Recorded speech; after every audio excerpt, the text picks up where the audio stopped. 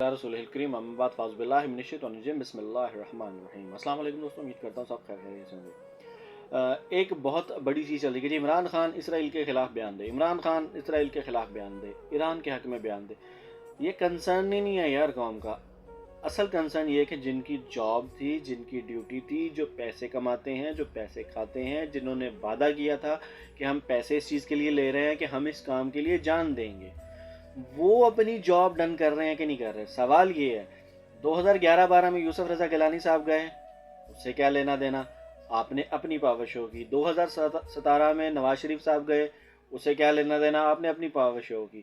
2022 میں عمران خان صاحب گئے، اس سے کیا لینا دینا؟ آپ نے اپنی پاور شو کی۔ 2024 کے الیکشن میں جو کچھ ہوا سب کے سامنے، کیا لینا دینا؟ آپ نے پاور شو کی۔ تو جواب بھی آپ دیں بھائی صاحب۔ سارے اداروں میں آپ کے بندے بیٹھے ہوئے ہیں، ہر جگہ آپ موجود ہیں، ہر چیز آپ کر رہے ہیں، آپ کی قول و مرضی کے مطابق ساری چیزیں ہو رہی ہیں۔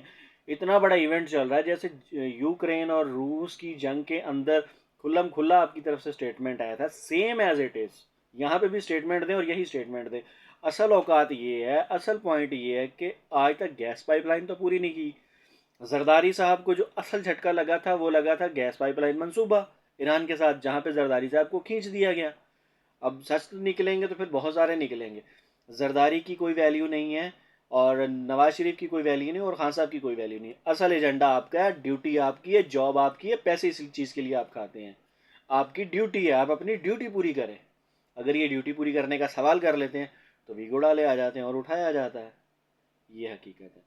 تو اس چیز کے لیے میرا تو سوال آپ سے ہی ہے، نہ میں خان کو مانتا ہوں، نہ نواز شریف کو مانتا ہوں، نہ زرداری کو مانتا ہوں۔ آپ بتائیں۔ نیکسٹ ویڈیو تک مجھے دیجیے گا اجازت۔ اللہ حافظ۔